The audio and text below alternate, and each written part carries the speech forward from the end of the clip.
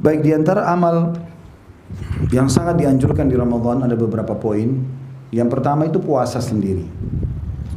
Dan puasa ini adalah ibadah yang sangat besar pahalanya. Bahkan dari sisi kita akan bedah puasa dari dua poin. Sisi spiritualnya, dari nilai keimanan dan pahalanya, dan sisi kesehatannya. Kalau sisi spiritual dan keimanannya, dia adalah amal ibadah yang paling besar pahalanya. Nggak ada yang menyamai puasa. Mau sholat, mau haji, mau jihad, semua di bawah nilai puasa dari sisi kuantitasnya. Beranjak daripada hadis Bukhari Muslim yang kata Nabi SAW, Allah berfirman, yaqulullahu ta'ala, kullu amal ibn Adam lahu al-hasanatu bi asyri amthaliha ila 700 di'fin ila adha'afin katsir ila 700 di'f. Semua amal ibadahnya anak Adam sudah ditentukan kadarnya, atau makna lainnya sudah kembali pada dirinya sendiri. Langsung Allah kasih nilai. Kata Nabi SAW, Allah berfirman, satu pahala bisa jadi 10 kali lipat, bahkan 700 kali lipat. Tergantung kadar keikhlasan. Kita sama-sama sholat di saf pertama, ada yang dapat cuma 10 pahala, ada yang 100 pahala, ada yang 1000 pahala, ada yang 700 pahala. Tergantung kadar keikhlasan, benarnya wudunya, benarnya syarat-syarat dan rukun sholatnya, khusyuknya, semua itu masuk. Ayat-ayat yang dia baca. Kemudian, kecuali puasa. Kata Nabi SAW, illa siyam atau illa saum, fa innahu li wa ani ajibihi. Allah mengatakan kecuali puasa, hadis qudsi ini, karena dia milikku dan aku akan balas langsung. Taraka syahwatahu wa ta'amahu wa syarabahu min ajli. Dia meninggalkan syahwatnya, makanannya, minumannya karena aku, kata Allah. Jadi karena itu secara kuantitas nilainya lebih besar daripada 700 kali lipat. Lis-shaimi farhatan. Kata Allah SWT, dan orang puasa aku kasih dua kegembiraan. Farhatun inda fitri, gembira pada saat dia berbuka puasa, wa farhatun inda liqa'i rabbih, dan kegembiraan pada saat dia bertemu dengan Tuhannya. Jadi kalau ada saat buka puasa haus dan laparnya hilang, dia gembira. Kemudian pada saat bertemu dengan Tuhannya kena diberikan balasan surga, ya. Diberikan balasan surga. Wala khalufu famus shaim atyabu indallahi min rihil misk, dan bau mulutnya orang yang puasa di sisi Allah lebih wangi dari bau kasturi. Ini ada makna ya. Karena kan orang biasa kalau puasa nggak makan, nggak minum, apalagi kalau dia tidak sering kumur-kumur, kadang-kadang ya, karena menggunakan siwak, sikat gigi boleh orang kalau lagi puasa. Tapi kalau orang tidak lakukan, biasanya mulutnya ada bau, ya. Maka bau ini di sisi Allah dinilai lebih wangi dari bau kasturi. Ini di sisi Allah, bukan di sisi manusia. Jadi antum jangan sengaja panggil teman, nih mulut saya lebih wangi dari kasturi, tiup, pingsanlah orang itu. Ya. Maka ini keutamaan puasa. Dalam hadis riwayat Bukhari Muslim, kata Nabi SAW, man sama yawman fi sabilillah zahzahallahu wajhi anin nari sab'ina kharifa. Siapa yang buat puasa karena Allah sehari saja, karena Allah, maka Allah akan selamatkan wajahnya dari api neraka, jaraknya 70 tahun. Ya. Juga kata Nabi SAW, as-sawmu junnah, kajunnati ahadikum minal qital. Puasa itu jadi perisai dari api neraka sebagaimana perisai seseorang dari kalian pada saat di kancah peperangan. Ya. Fa idza kana yawmu shaumi ahadikum, kalau kalian sedang berpuasa, fala yarfuth, supaya bisa jadi perisai dari api neraka, jangan pernah rafath. Rafath itu mengucapin kalimat syahwat kepada bukan pasangan halal, ya. Sayang, rindu, cinta, apalah bahasa-bahasa ini yang untuk suami istri jangan dipakai untuk yang lain. Wala yafsuk, jangan dia berbuat kejahatan. Wala yajhal, jangan buat-buat kebodohan, buang-buang waktu. Maka ini semua dia. Fa in sabbahu ahad, kalau ada yang mengajak dia bertengkar, falyakul inni mru'un shaim, katakan aku seseorang yang sedang ikut program puasa, enggak mau bertengkar. Gitu. Jadi ini perintah puasa. Bersabar, jalani insyaallah, dan nikmati itu hausnya, nikmati laparnya, sebagai sebuah pengorbanan buat Allah.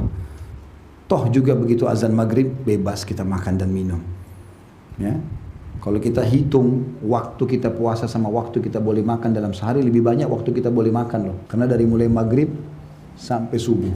Kalau maghrib jam 6, subuh jam 5, ya, berarti kita bisa 11 jam atau 12 jam kurang lebih, ya. Hampir sama mungkin antara puasa sama kita boleh buka puasa dan makan.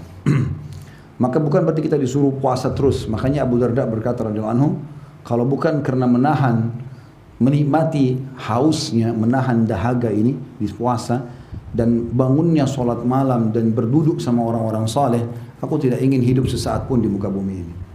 Maka nikmati puasa itu. indah, nyaman. Sisi spiritualnya ya. Sisi kesehatannya, kalau badan kita ini mesin, rusak ini mesin. Karena makan pedas, makan manis, makan dingin, masuk panas. Kalau mesin rusak nggak ini? Rusak. Mobil saja harus servis kan? Kalau nggak servis bisa mogok tengah jalan. Antum pakai 11 bulan, makan nasi goreng, makan pisang, makan ini, minum panas, minum dingin. Maka 11 bulan dipakai. Tahu nggak teman-teman, secara medis kita juga biar tidur malam, pencernaan kita masih mengelola sisa makanan yang kita makan. Makanya medis melarang banyak makan kalau malam hari kan gitu. Karena yang kita makan dari pagi itu masih dikelola itu pada malam hari. Makanya bangun pagi biasanya orang buang air gitu. Nah, seperti itu. Nah, puasa datang untuk mengistirahatkan, servis. 11 bulan kau pakai badanmu nih, 11 bulan seperti kalau mobil kau pakai, sekarang masukin bengkel, servis. Jangan makan, jangan minum. Makanya kita kalau sudah seminggu puasa, 2 minggu puasa, perut kita sudah terbiasa itu. Kadang-kadang buka puasa dengan berapa butir kurma, minum 1 gelas sirup, sholat maghrib, udah biasa. Kadang-kadang mau makan males ya. Ada orang makan nanti habis tarawih. Makanya teman-teman ambil pelajaran dari sisi kesehatan. Ramadan itu ada ilmunya di situ, ada hubungannya dengan masalah kesehatan. Ada satu orang kaya di Saudi, dia ini 10 tahun tidak puasa Ramadan, 10 tahun. Orang kaya. Bagaimana caranya supaya orang tidak soroti dia? Karena dia orang kaya di Saudi. Dia setiap kali mau tiba Ramadan kayak kita begini akhir Syaban, dia ajak istri sama anak-anaknya berangkat ke Eropa liburan supaya ada udzur musafir. Dia pulang setelah Idul Fitri. Jadi nggak ada puasa. Orang juga tidak banyak tanya dia, mungkin orang pikir dia puasa di sana, padahal sebenarnya tidak. Dan dia pergi ke negara Eropa, karena negara kafir mungkin sedikit orang Islam, gitu loh. Setelah 10 tahun, Allah uji dia dengan penyakit. Ini kisah nyata. Allah uji dia dengan penyakit, kena sakit di perutnya, setiap datang kejang-kejang, kesakitan. Dia nggak bisa obati. Dia pakailah harta dia yang ada, datangi semua dokter spesialis penyakit dalam. Seluruh dunia didatangi sama dia. Karena orang kaya. Berobat sana, berobat sini. Dokter-dokternya tidak ada yang temui penyakitnya. Subhanallah, sampai hampir setahun dia berobat. Di tahun ke-11 ya, 10 tahun dia tidak puasa Ramadan. Di tahun ke-11 ini hampir 1 tahun dia berobat sana sini gak sembuh-sembuh. Kalau datang teriak-teriak kesakitan. Terakhir itu, hampir sebelum Ramadan, bulan Sya'ban begini, dia rupanya dengar ada satu dokter spesialis orang Katolik di Jerman. Ada sedikit saya mau tambahkan kisah di sini. Katolik ini sudah lama dikenal mau masuk Islam, tapi dia lagi tunggu berita besar nih. Apa ini kira-kira mendongkrak dia untuk syahadat. Dia udah pelajari Al-Quran, di lacinya bahkan ada Al-Quran dalam bahasa Jerman. Intinya pada saat itu dia pergi berobat sama dokter itu. Dokter ini periksa, nggak ada penyakitnya ini. Cek secara medis nggak ada, dengan alat tercanggih pun nggak ada. Lalu dokternya tanya, mana dokter-dokter yang pernah kau datangin sama resep-resep obatnya? Dilihatin semua, ini nama profesor-profesor dunia yang terkenal. Teman-teman sejawatnya dokter ini tahu semua ini, dokter-dokter ahli di bidangnya. Obat-obat semua ya, obat-obat penyakit perut, vitamin, semuanya ada. Dan itu yang termahal semuanya. Maka dokternya bilang begini, kamu agama apa? Dia bilang, saya Muslim. Kata orang itu. Ini sebabnya dia taubat ya, dari dokter Katolik ini. Dokternya bilang, setahu saya kamu kan dalam agama Islam ada puasa Ramadan, puasa. Dia rupanya sudah pelajari Islam orang ini kan gitu. Dan itu puasa sebulan kan. Saya sarankan kamu tinggalkan semua resep-resep kamu ini. Sebentar lagi bulan puasa ini kau puasa. Dokter ini gak tahu kalau dia 10 tahun tidak pernah puasa ini. Karena dia sudah kepepet, semua dokter sudah angkat tangan. Dia tiba-tiba tersentuh, ya kenapa saya gak coba terapi puasa. Dia pulang, semenjak dia niat puasa dan taubat, penyakitnya hilang. Sebulan penuh gak pernah kambuh penyakitnya. Dan gara-gara itu dia bertobat. Setelah lebaran, dia lihat tidak ada lagi penyakitnya datang, dia pergi ke dokter itu, dia mengucapkan terima kasih. Dia bilang, dokter, Anda sudah menyadarkan saya kepada agama saya ucapkan terima kasih. Saya sebenarnya tidak pernah puasa selama 10 tahun. Setelah saya puasa ini saya sembuh. Dokternya keluarkan Quran terjemahan bahasa Jerman dari laci. Saya udah lama mau masuk Islam. Gara-gara ini saya masuk Islam. Syahadat gara-gara itu. Dari manfaatnya buat kesehatan besar. Makanya kita kalau habis Idul Fitri, biasa makan hari pertama Idul Fitri, makan baru 1 rumah, 2 rumah sudah kenyang. Padahal kalau mau dipikirkan kita sebulan puasa. Gitu. Mungkin orang bisa tanda kutip makan banyak di sini, tapi nggak bisa. Seperti mobil, kalau habis diservis, gasnya sedikit saja sudah kencang ya, nggak ada suara. Tapi kalau lama nggak diservis, ya keluar asap hitam, suaranya ribut, segala macam. Nah seperti itulah. Ya. Maka sangat besar manfaatnya buat kesehatan. Makanya pesan saya, kalau sahur dan buka puasa jangan balas dendam. Penting ini, karena orang saya lihat kalau sudah menjelang habis asar, Masya Allah, yang coklat, yang biru, yang hijau, yang kuning semua dibeli. Ada orang motornya penuh bawa pulang ke rumah, macam-macam. Sampai rumah makan satu sudah kenyang, nggak bisa. Sampai kata sebagian ulama apa? Siapapun yang makan banyak pada saat buka puasa, dia tidak mengambil hikmah dari puasa itu. Tujuannya supaya perutmu terbiasa. Kembali lagi, dia nggak besar lagi, nggak elastis, tapi dia jadi bagus lagi. Maka itu harus difahami. Makanya kata Nabi SAW, sebaik-baik makanan kalian pada saat buka puasa adalah kurma. Sebaik-baik makanan kalian pada saat sahur, kurma. Nabi nggak bilang makanlah daging, minumlah susu, kurma. Supaya ambil hikmahnya, boleh makan secukupnya. Tapi teman-teman percaya, kalau antum begitu azan, langsung nasi sama ayam goreng, sama tempe, sama sambal sayur ini. Nah, sholat maghribnya ngantuk. Habis makan mau berdiri nggak bisa. Kayak orang balas dendam. Percuma, berarti perutnya nggak diservis lagi tadi. Habis servis kita rusak lagi. Coba direnungi sunnah Nabi SAW. Makan berapa butir kurma, minum air, sholat maghrib dulu. Mandi yang segar, kemudian baru makan malam. Atau kalaupun sudah kenyang, biarin aja dulu. Tahan sedikit, habis tarawih, makan. Nanti kan sahur juga bisa makan gitu kan. Jadi ambil hikmah dari masalah itu. Baik, itu masalah puasa. Yang kedua, masalah sholat tarawih. Tarawih, qiyamul lail, qiyamul Ramadan, tahajud sama. Semua sholat malam maksudnya. Cuma kalau Ramadan namanya tarawih. Santai maksudnya. Kenapa santai? Karena orang habis ba'diyah isya sudah bisa sholat malam. Kan di hari biasa kita harus, bukan harus sih, dianjurkan tidur dulu baru nanti sholat di akhir malam. Gitu ya. Kecuali witir boleh di awal malam. Kalau sholat tahajud nanti di akhir malam. Tapi Ramadan dimajukan. Agar orang-orang yang malas tahajud ini minimal 1 tahun sekali ada di buku amalnya sholat tahajud. Nah, kalau ini juga nggak mau tarawih, kapan kira-kira dicatat di buku amalnya sholat malam? Padahal Nabi SAW mengatakan afdalus sholati ba'dal maktubah sholatul qiyam. Yang paling afdal setelah sholat 5 waktu adalah sholat tahajud, qiyamul lail. Dan itu di Ramadan dimajukan. Nabi SAW contohkan itu. Nabi SAW dipesankan juga tentang masalah solat ini, man qama ramadhana imanan wa ihtisaba ghufira lahu ma taqaddama min dhanbi. Siapa yang mendirikan malam Ramadan dengan keimanan dan mengharapkan pahalanya, dibersihkan dosa-dosanya yang telah lalu. Hidupkan malam itu. Dan teman-teman usahakan solat berjamaah di masjid. Dan usahakan setelah imam selesai baru antum keluar. Makanya yang mau sholat 8 rakaat atau 11 rakaat ikut di masjid yang 11 rakaat. Yang mau 23 ikut 23. Dua-duanya sunnah Nabi SAW gitu kan.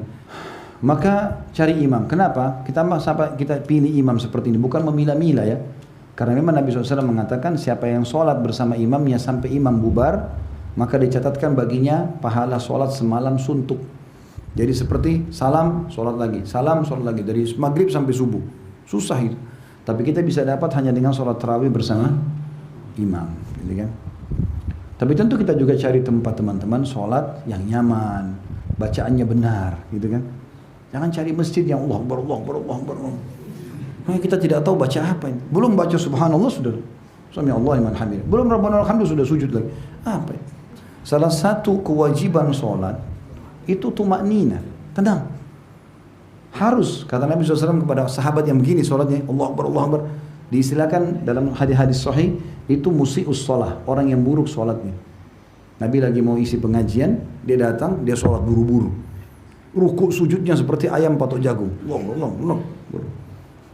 Digambarkan dengan Ibnu Abbas seperti burung gagak patok makanannya. Maka selesai sholat Nabi SAW bilang, kembali kau, sholat lagi.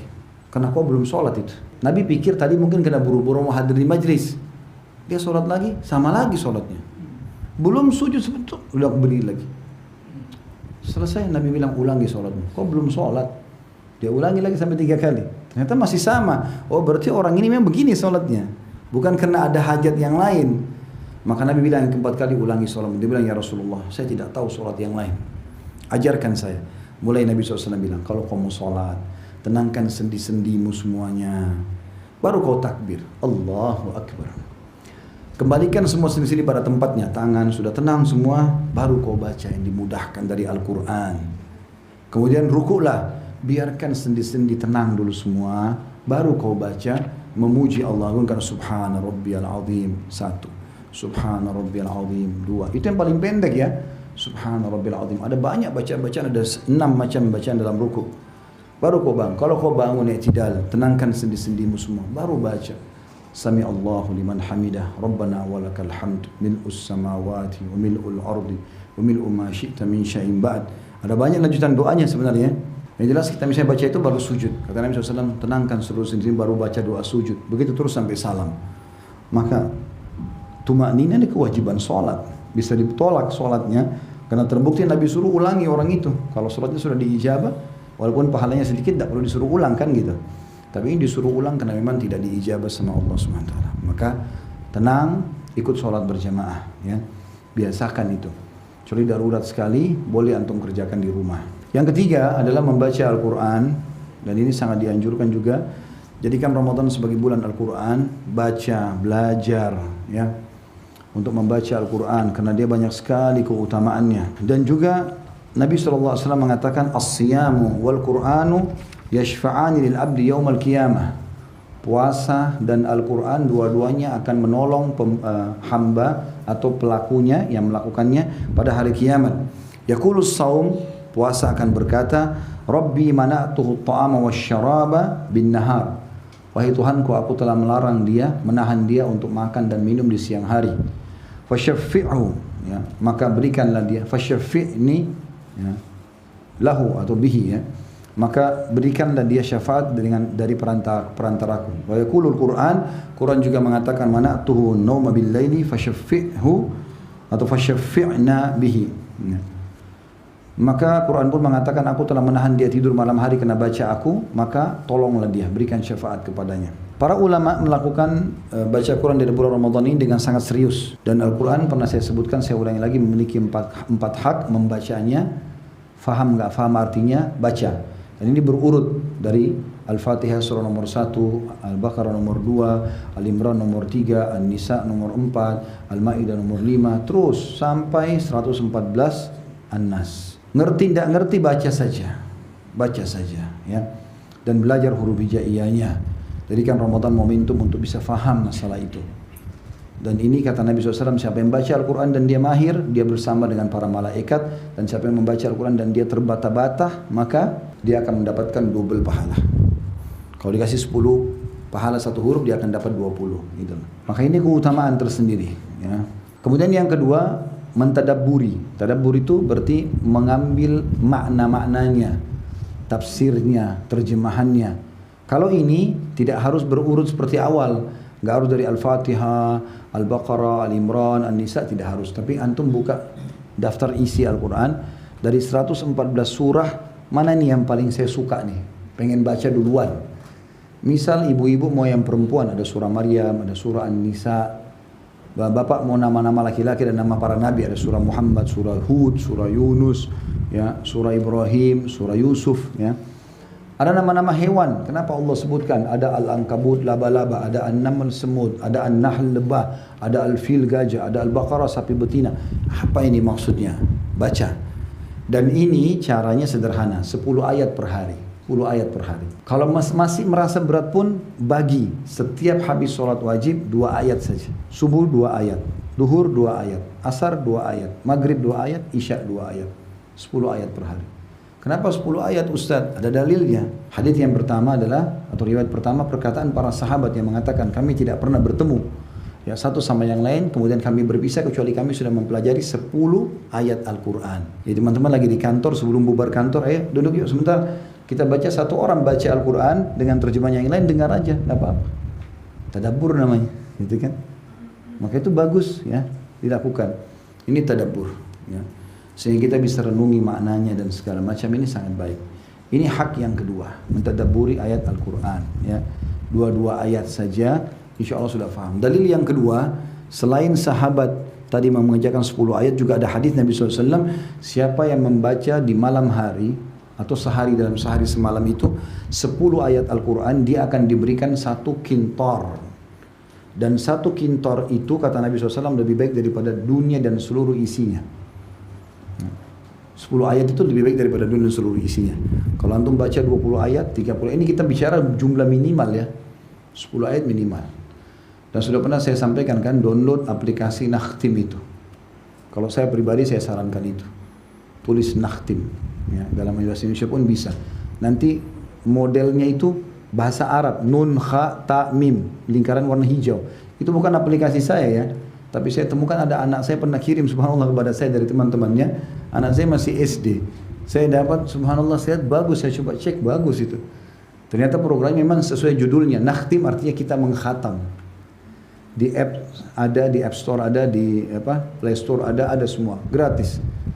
Nah itu bagusnya kita waktu awal kita pilih mulai dari surah mana, misalnya Al-Fatihah, mulai dari surah pertama, ayat pertama. Kita bisa pilih qoreknya siapa, qoreknya dia misalnya siapa, ya. Kemudian kita pilih, kemudian ada di bawah sekali dalam bahasa apa, terjemahan bahasa Indonesia misalnya, di bawah mulai. Nanti kalau kita tutup handphone, buka keluar nanti ayat pertama Al-Fatihah. Kita tutup lagi, buka lagi nanti kalau mau buka WA segala macam, baca lanjutannya ada. Terus begitu sampai selesai. Khatam Al-Quran. Jadi 30 juz itu tidak mengambil waktu khusus. Setiap lagi nunggu di lampu merah daripada lihat helmnya orang warna apa, ya lebih baik lihat handphone, baca, gitu kan. Maka itu penting. Antri di lift segala macam, buka handphone. Karena begitu kita buka handphone pasti dia keluar lanjutannya, gitu kan. Kita mau mundur ke ayat sebelumnya ada tanda panah mundur, ada tanda panah maju. Kalau mau lanjutin.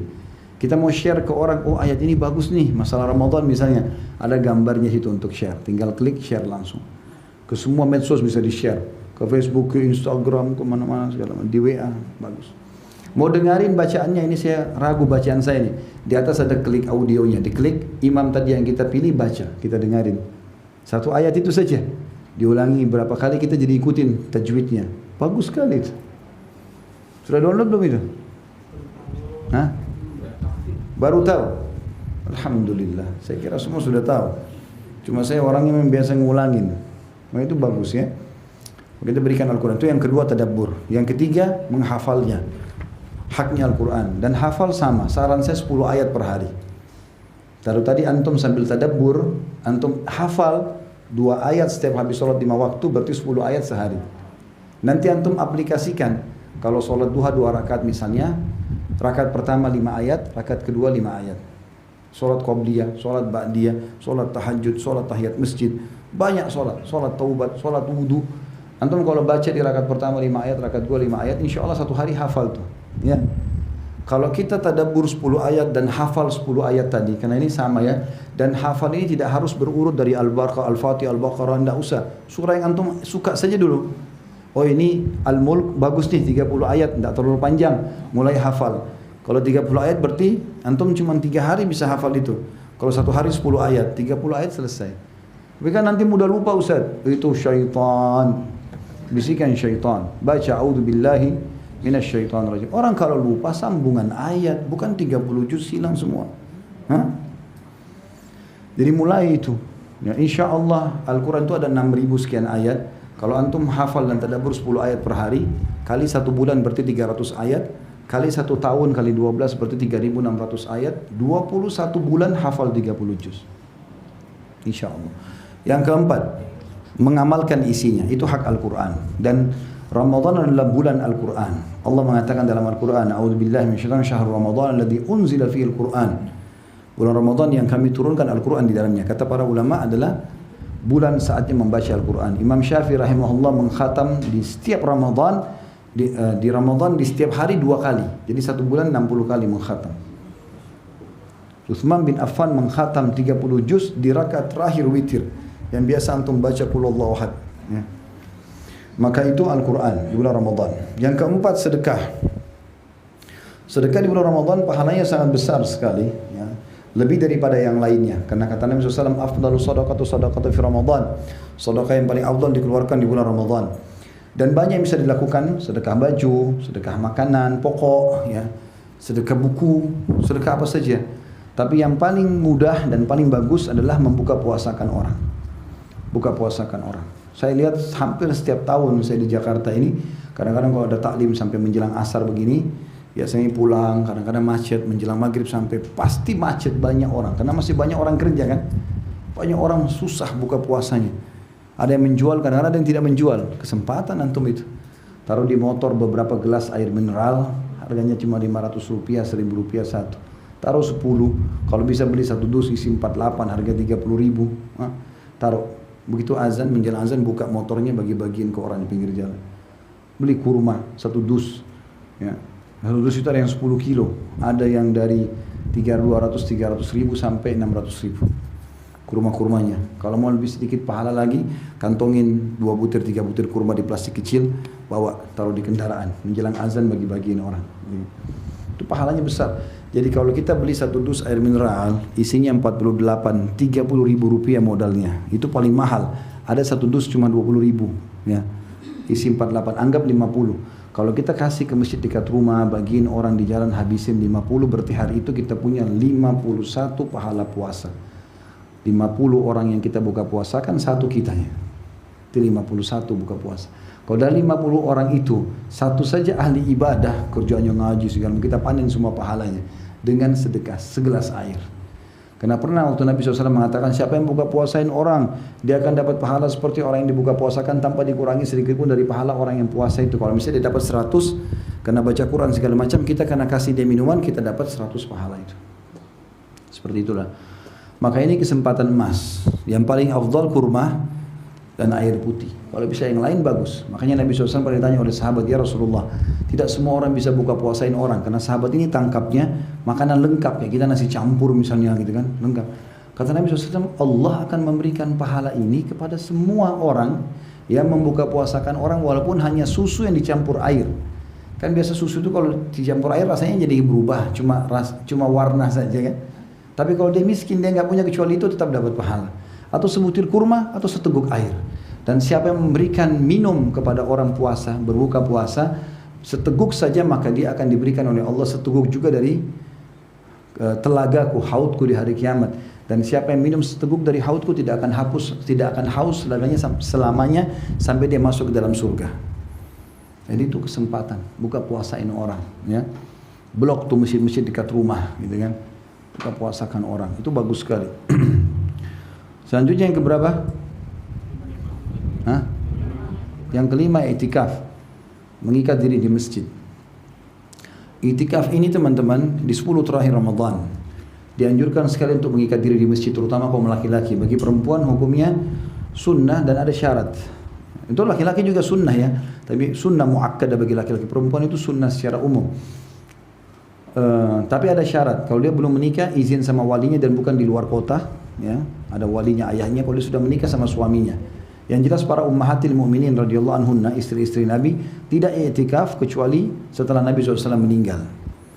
Setelah Nabi meninggal mereka ada i'tikaf. Itu pun dalam kondisi masjidnya aman, ada hijabnya, karena perempuan tidur bisa tersingkap segala macam, maka harusnya ditutup. Ya. Yang paling afdal adalah masuk di puasa 19, berarti malam 20. Udah mulai masuk masjid, keluar nanti Idul Fitri. Setelah sholat Idul Fitri baru keluar. Kalau tidak bisa, maka pilih malam-malam ganjil saja. Malam 21, 23, 25, 27, 29. Saya kerja, Ustaz masih kerja di Jakarta. Baik, cari salah satu dari malam-malam ganjil itu, yang pas libur, pas kena Sabtu Ahad. Ada istri, ada anak, bawa ke masjid besar di mana dari mulai habis maghrib, habis buka puasa, atau buka puasa di jalan, udah siap-siap sebelumnya, sholat maghrib, isya, tarawih, ada kalau qiyamul lail sampai subuh. Habis selesai subuh mau keluar dari masjid silakan. Yang penting sudah habiskan malamnya di masjid, i'tikaf di situ. Nah, maka itu sangat bagus, itu sangat baik i'tikaf ini. Dan tentu ada syarat-syarat i'tikaf segala macam ya, dianjurkan untuk tidak keluar ya.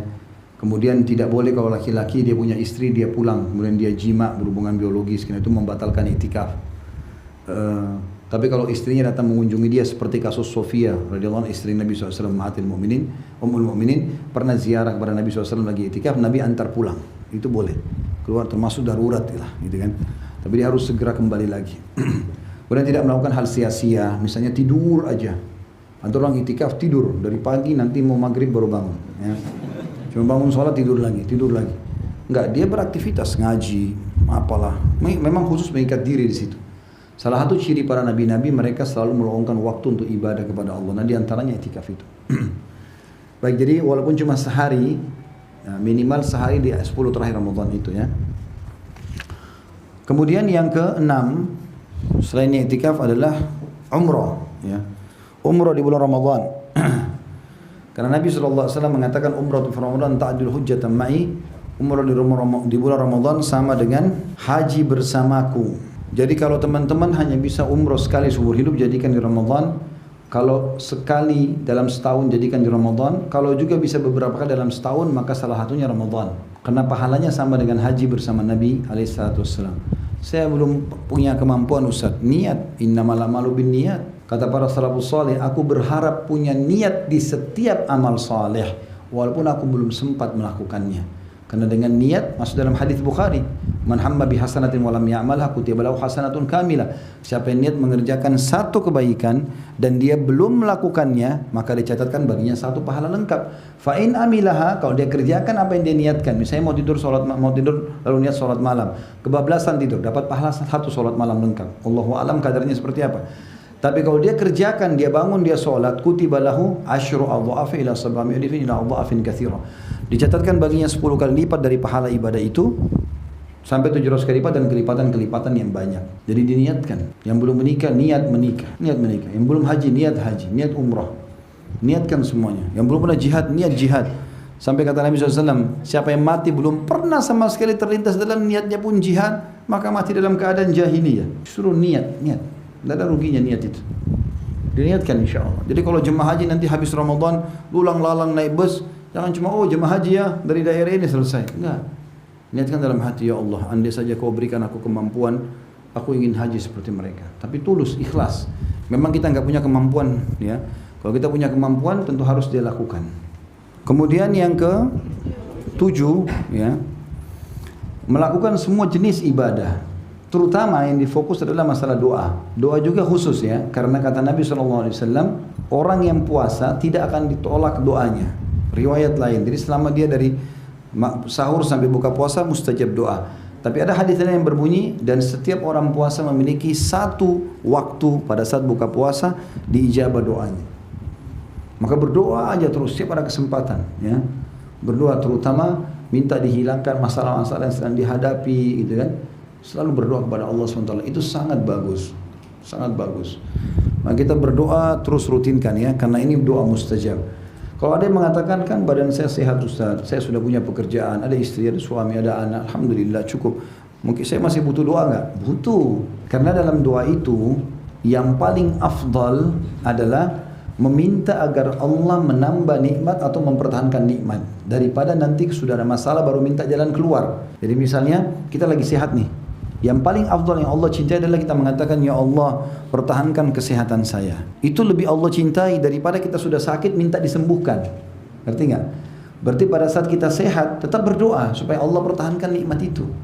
Makanya kita kalau mau mulai makan, mau tidur, mau aktivitas baca bismillah. Kalau selesai, kenapa kita alhamdulillah? Supaya nikmat itu bertambah dan bertahan, kan gitu. Itu maksudnya. Maka ada juga kalau saya tanya teman-teman, mau nggak pada saat kita lagi genting, lagi susah, kita berdoa langsung Allah ijabah? Mau nggak? Syaratnya itu adalah sering berdoa pada saat lagi lapang. Kata Nabi SAW, kenali Tuhanmu pada saat kau lagi lapang, dia akan kenali kau pada saat kau lagi susah. Jadi kalau pada saat kita lagi sehat berdoa, lagi kaya justru berdoa, ada keturunan berdoa, ada pasangan baik tetap berdoa. Terus saja kita berdoa supaya Allah Subhanahu wa taala kabulkan, dan Ramadan sebulan penuh diijabah doa. Bayangkan nih teman-teman, kalau di kantor kita dibuka dari tanggal 1 sampai 31 Januari, siapapun pegawai minta diterima permintaannya. Itu mustahil terjadi lah gitu kan. Tapi ini Allah Subhanahu wa taala sang pencipta menawarkan itu. Semua Ramadan diijabah doa. Maka kita kesempatan sampaikan hajat-hajat kita, jangan disia-siakan ini. Apalagi kalau dipertemukan antara puasa dengan antara azan dan iqamah. Sepertiga malam, hujan lagi turun, waktu-waktu mustajab, minta didoakan sama orang tua gitu kan, atau anak soleh doakan orang tuanya, atau minta saudara muslim yang lain doakan. Itu semua utamanya sangat besar. Kemudian yang terakhir, jauhi semua kemaksiatan, semua jenis dosa, kebodohan, tidak boleh dilakukan. Semua jenis dosa. Karena kata Nabi SAW diantaranya, "Man lam yada' qawla zuri wal amala bihi, fa laysa lillahi hajan fi an yada' ta'amahu wa syarabah." Siapa yang tidak meninggalkan perkataan dusta dan terus melakukannya, maka tidak ada hajat bagi Allah memenuhi lapar dan hausnya. Sebenarnya di sini contohnya dusta, tapi semua kemaksiatan sama. Jadi harus dipuasakan juga penglihatan, pendengaran, ya, lisan, ini harus dikontrol semua. Puasa itu melatih kita untuk meningkatkan tadi, ya, spiritual kita, keimanan kita. Maka semua dikontrol. Makanya tadi kalau diajak berantem pun saya sedang puasa, nggak mau ikut-ikutan, gitu. Maka seperti itulah. Maka ini berarti ada juga poin yang penting, kita meninggalkan semua, termasuk hal yang sia-sia, ya, buang-buang waktu yang tidak ada gunanya. Ada orang subhanallah begitu masuk Ramadan sibuk, sudah tumpulin film mana yang dia mau nonton. Dari film ini ke film ini 2 jam, 2 jam, 2 jam, 2 jam. Nonton maksiat, perempuan terbuka auratnya, inilah itulah. Untuk apa ini buat maksiat? Kesempatan Ramadan lagi dibuka pintu surga. Bertobatlah kepada Allah SWT. Ingat ya, kenikmatan iman seperti Abdullah bin Hudzaifah tadi tidak bisa dirasakan kalau kita tidak tumpukan ibadah. Nah, Ramadan itu penumpukan. Terus saja tumpukin, nanti sampai tebal dan susah sekali. Kalau iman itu tebal, seperti ibaratnya gini rasionalnya kalau iman itu. Dan syaitan saya gambarkan begini juga. Kalau iman itu seperti pagar, ya. Syaitan itu seperti ular. Kita di dalam pagar itu. Kalau kita cuma punya pagar dari plastik, ularnya patok-patok sobek, ya. Dia bisa masuk kan? Dan berbahaya buat kita. Kalau lebih kuat sedikit pakai kayu. Kayu juga masih bisa rapuh, ya. Masih bisa dipatok-patok sama dia. Dan pindahnya transisi dari plastik ke kayu itu karena ibadahnya tadi. Dia pindah lebih tinggi lagi, lebih tumpukan ibadah. Ini nanti jadi besi, baja. Kalau baja, setannya giginya patah. Mau godain kita nggak bisa. Sampai pada tingkat nanti setan mau bisikin, ya. Kita dengar bisikan setan, nggak usah sholat. Kayak lepas, maka dia nggak bisa lagi. Bahkan sebagian ulama mengatakan hadis tentang Umar bin Khattab, kalau setan lihat dia lari ke lembah lain, karena Umar begitu. Dari bangun tidur sampai tidur ibadah aja terus. Sampai Umar bin Khattab itu taruh di sebelah ranjangnya ember air. Dia tidur sampai tangannya begini. Kesentuh air bangun, sudah sholat malam sampai pagi. Allahu a'lam berapa menit saja dia tidur. Udah begitu sibuk dengan ibadah. Sampai waktu meninggal Umar bin Khattab, lalu ada satu sahabat nikahi istrinya Umar, padahal sudah tua sekali. Lalu ditanya, kenapa kau nikahi istrinya Umar? Padahal sudah tua, masih banyak wanita yang lain gitu. Dia bilang, karena saya ingin tahu rahasia ibadahnya Umar. Karena ibadah terus. Jadi yang kita butuhkan adalah ketebalan iman itu. Kalau sudah tebal itu luar biasa, cobaan seberat apapun bisa kita lalui. Tapi kalau antum ibadah, dosa juga. Ibadah, dosa. Jadi tidak pernah tebal imannya, jadi kayak dikikis sama itu. Sama dosa itu dikikis, ya. Karena ini bisa saling menghabis. Pahala bisa membersihkan dosa, dosa juga bisa menghabiskan pahala. Ya. Seperti sabda Nabi SAW, hati-hati kalian dengan dengki, karena dia bisa membakar pahala seperti api membakar kayu bakar. Jadi ada dosa yang bisa membakar pahala, gitu kan?